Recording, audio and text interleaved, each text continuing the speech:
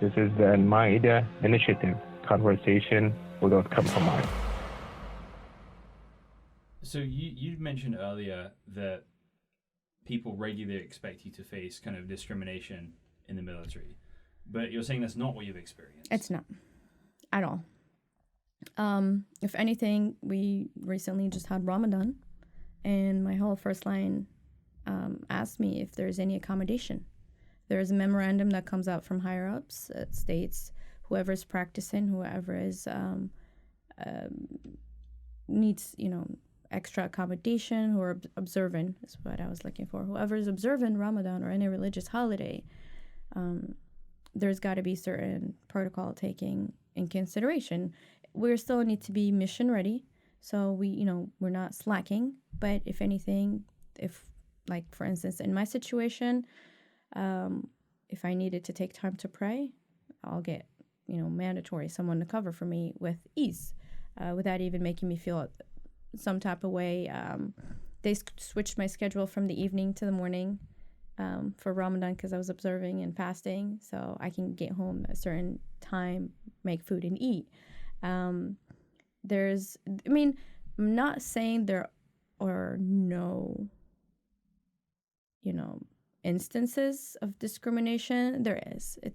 I'm not painting a perfect, picture, but the military itself has zero tolerance for that.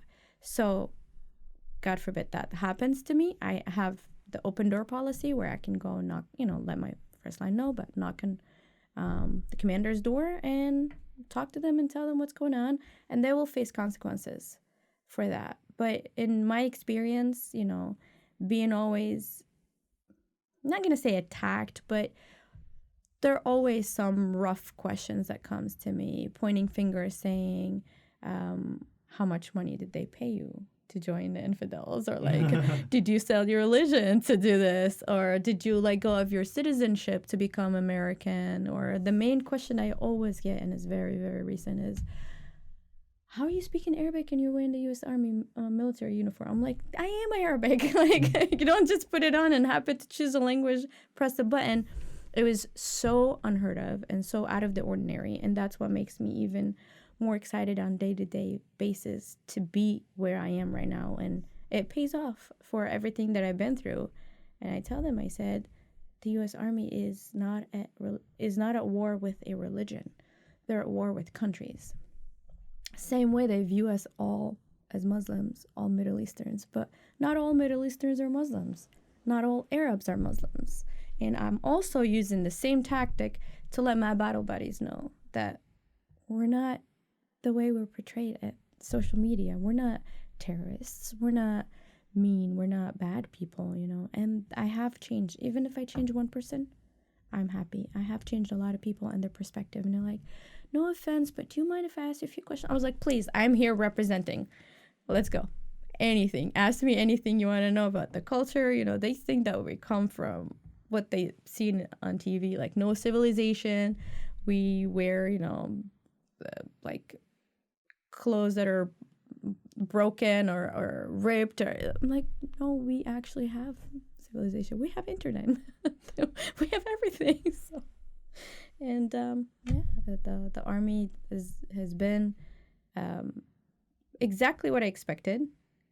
If anything more, because I didn't think that I was going to be having a lot more leeway, with the religion. I know I'm not going to shove it down anyone's throat, but I don't think they're going to actually tap me on my shoulder like, hey, is there anything I need to do for you?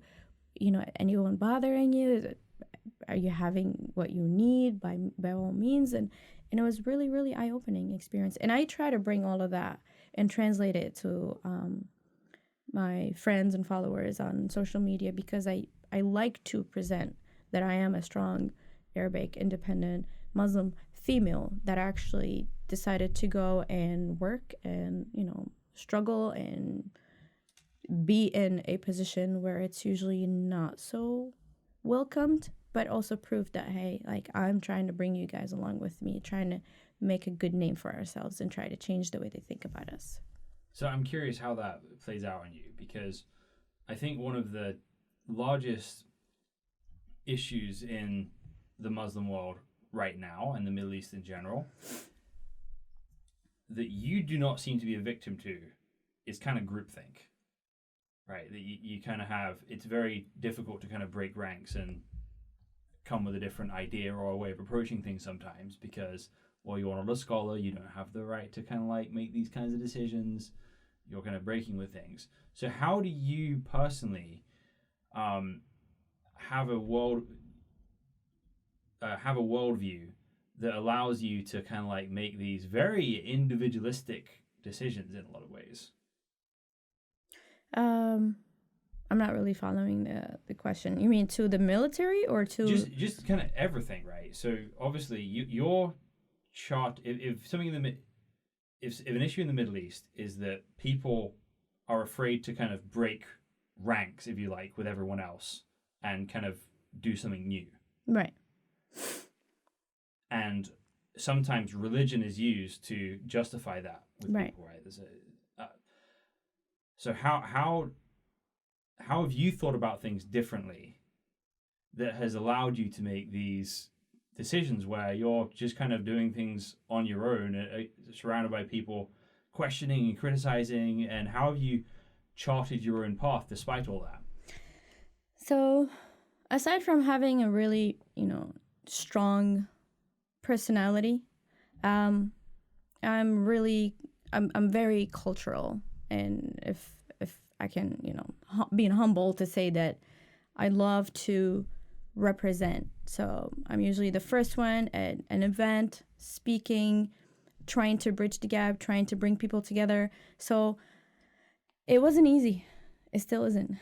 And to feel like I have that responsibility on my own shoulders, every day I go at it. And what keeps me going at it is the people that are supporting. So not everyone was supportive in the beginning, but now I notice with social media, I have a lot more support when they hear my story, when they hear why, because the first thing they look at me and they judge. So trying to have that support system behind me and focus and just really use my religion the beautiful way instead of being an extremist and having, opinions and trying to put my opinions, lead by example.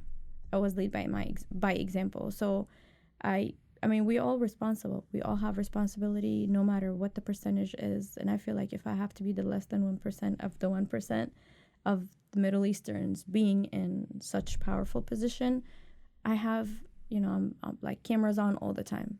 Anything I do, it's going to represent a whole race, not just an individual. And in the military, it's not about you being an individual. And that also helped me and skilled me and sharpened me in a lot of ways and opened my eyes to see that I have a role, but that role is affected by whoever is around me, my whole team, but also anything that I do affects my whole team. So how does your belief in Islam affect the way you do your job? A lot of the military values are very similar to Islamic values. Selfless service, it's the same thing. Courage, just doing the right thing, integrity when no one's watching. All of those things are definitely in Islam. And if you really look at it that way, and the way I am, I may not be the perfect Muslim or portray the perfect Muslim, but alhamdulillah, I pray, I read Quran, I fast, I'm trying my best to do things where 100% of the time I'm doing it because Allah's watching, and all of those things I do, it has consequences.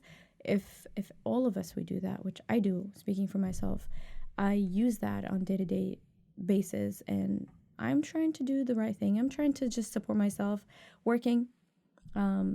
Aside from all of that, what the messages I'm trying to do is the job.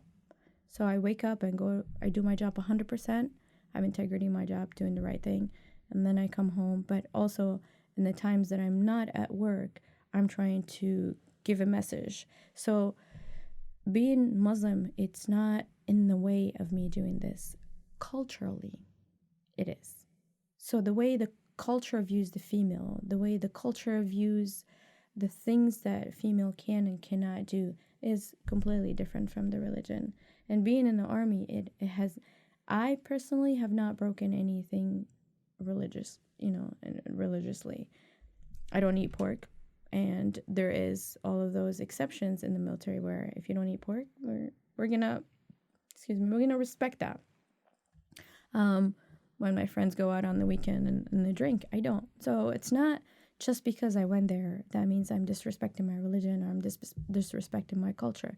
It is on me, and I'm usually very aware of those things, and I'm trying to make everyone else understand that I am trying to represent it in the best and purest way possible.